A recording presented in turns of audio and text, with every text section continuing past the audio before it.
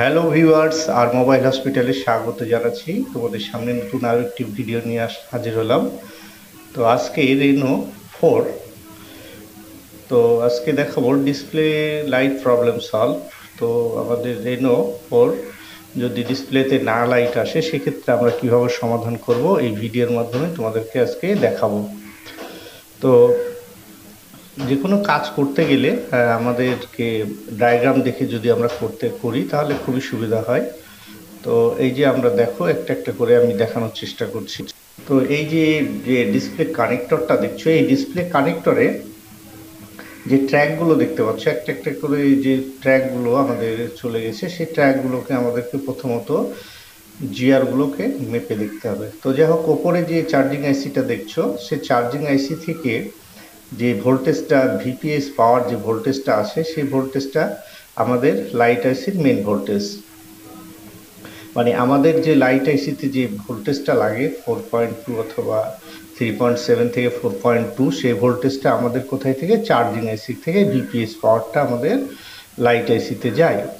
তো এই লাইট আইসির এই ভোল্টেজটা আমাকে প্রাথমিক পর্যায়ে আমাকে চেক করে দেখতে হবে যে এই ভোল্টেজটা ঠিকঠাক আমাদেরকে লাইট আইসিতে যাচ্ছে কিনা। তো এই লাইট আইসিতে যদি এই ভিপিএস পাওয়ার না যায় সেক্ষেত্রে আমাদের লাইট সেকশনের কোনো কিছুই কাজ করবে না, যেহেতু আমাদের মেন ভোল্টেজ। তো এই মেইন ভোল্টেজটা আমাদেরকে একটু মেপে দেখতে হবে। প্রথমত আমাদের চার্জিং আইসি থেকে যে ভিপিএস পাওয়ারটা আউটপুট হচ্ছে সেই আউটপুটটা আমরা চেক করব। তারপরে এই যে আমরা যে লাইট সেকশানে আমরা চলে আসছি, এখানে দেখো যে এই যে লাইট সেকশন, সেই লাইট সেকশানে আমাদেরকে দেখতে হবে যে ভিপিএস যে পাওয়ার যে ইনপুট হচ্ছে লাইট আইসিতে সেই ইনপুটটা ঠিকঠাকভাবে আমাদের আসছে কিনা ভোল্টেজটা।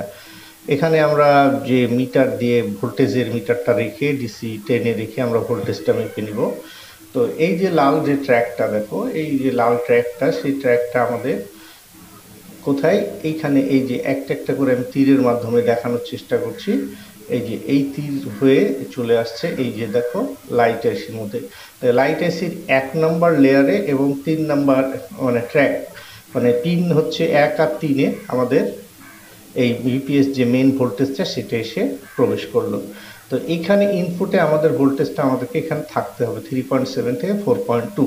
এই ভোল্টেজটা আমাদেরকে চেক করে নেব যে ইনপুটে আমাদের ভোল্টেজ আছে কিনা। সেখানে এই কম্পোনেন্টগুলো আছে পাশে, যেই কম্পোনেন্ট হয়ে আমাদের ভোল্টেজটা আসছে সেই কম্পোনেন্টগুলোকে আমাকে চেক করতে হবে। এখন ইনপুটের ভোল্টেজটা আমার ঠিকঠাক আছে। এখন আমাদের তিনটা যে লাইন আছে সেই লাইনের 1, 2, 3 নাম্বার পিন, সে 1 আর 3-এ তো আমাদের ভোল্টেজটা এখানে আসলো, ঢুকে গেল তো লাইট আইসিতে। তো এই যে লাইট আইসির এখানে যে লেয়ারগুলো দেওয়া আছে সেই লেয়ারগুলো ইনপুটে আমাদেরকে ভোল্টেজটা চেক করতে হবে। এখন লাইট আইসির কয় নাম্বার পিনে থাকলো সেটাই ডায়াগ্রামের মাধ্যমে আমাদেরকে এখানে যদি যেটা দেখি সেটাই আমাকে ইনপুটটা চেক করতে হবে। তো এখান থেকে ইনপুটে যখন আমাদের ভোল্টেজটা প্রবেশ করলো, প্রবেশ করার পরে এটা আবার লাইট আইসি থেকে আমাদের যে আউটপুট চলে যাবে, এই ভোল্টেজটা ইনপুট হলো এবং আউটপুট হয়ে যাচ্ছে, মানে ভিপিএস পাওয়ার হয়ে ইনপুট হলো, দিয়ে তারপরে এই ভোল্টেজটা আবার এখান থেকে আউটপুট হয়ে যাচ্ছে। তো এই আউটপুট ভোল্টেজটা আমাদেরকে আবার চেক করতে হবে যে আমাদের ঠিকঠাক আছে কিনা। তো ইনপুট আউটপুট আমাদের ভোল্টেজটা চেক করার পরে আমাদের এখান থেকে যে আউটপুটে আরও যে কিছু ট্র্যাকগুলো আছে এখানে দেখানো হচ্ছে, সেই ট্র্যাকগুলোকে আমরা একটা একটা করে এই যেখানে যে কম্পোনেন্ট আছে আউটপুটের, এই কম্পোনেন্টগুলোকে প্রত্যেকটাকে আমাকে চেক করতে হবে।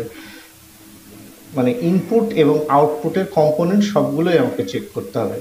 এখন এই কম্পোনেন্টগুলো যদি কোনো একটা খারাপ থাকে সেক্ষেত্রে আমাদের লাইটের প্রবলেম হতে পারে। সেই কম্পোনেন্টগুলোর মধ্যে থাকতে পারে diode, capacitor, register, boost coil, এগুলোই সাধারণত থাকে। তো এগুলোকে প্রত্যেকটা আমাদের ট্র্যাক ধরে ধরে আমাদেরকে চেক করতে হবে। তো এখানে চেক করার পরে এখন এই ট্র্যাকগুলো আবার আমাদের কোথায় আসছে দেখতে হবে। এই যে এখন দেখো যে এই যে ডিসপ্লে কানেক্টরে আমি আবার চলে আসলাম।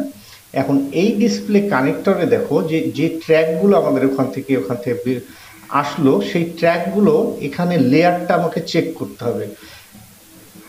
এই দেখো ওই যে আউটপুট থেকে আমাদের যে ডিসপ্লে কানেক্টরে যে ট্র্যাকগুলো আসছে, এই ট্র্যাকগুলোর আমাদেরকে জিআর চেক করতে হবে। জিআর চেক করার পরে দেখতে হবে যে কোথাও প্রবলেম আছে কিনা। যদি ট্র্যাকে কোনো প্রবলেম থাকে সেক্ষেত্রে আমরা সেই ট্র্যাকটি জাম্পার করে নেব।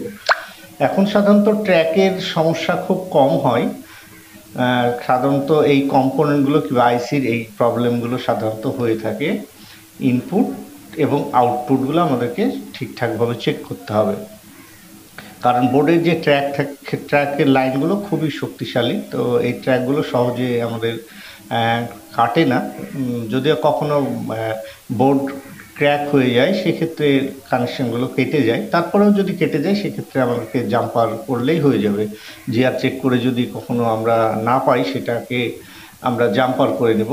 আর এখানে আরেকটা জিনিস মনে রাখবে যে আমাদের ইনপুটের আইসির ইনপুট এবং আউটপুট ভোল্টেজগুলো সব যদি ঠিকঠাক থাকে তাহলে আমাদের ডিসপ্লে লাইট তো অবশ্যই জ্বলবে।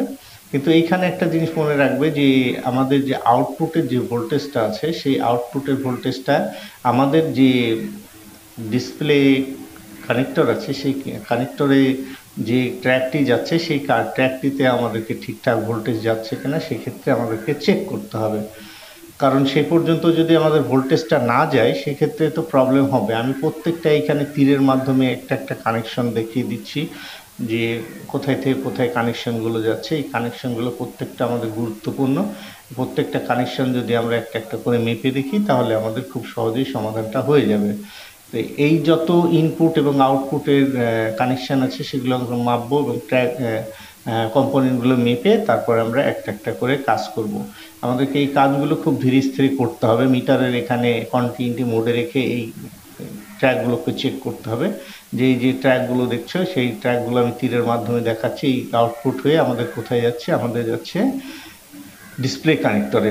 এখন ডিসপ্লে কানেক্টরের যে ট্র্যাকটি আছে সে ডিসপ্লে কানেক্টরের ট্র্যাকের কত কত নাম্বারে এসে ঢুকছে সেটা আমি একটু দেখাচ্ছি তোমাদেরকে। এই যে দেখতে পাচ্ছ এখানে যে ট্র্যাকগুলো আছে, একটি খয়েরি, একটি লাল, একটা পিঙ্ক কালার এবং একটি সবুজ, একটি হলুদ, এই যে 5টি ট্র্যাক আছে এই 5টা ট্র্যাককে আমাদেরকে এখানে জিআরগুলোকে চেক করতে হবে। সবাইকে অসংখ্য ধন্যবাদ জানিয়ে শেষ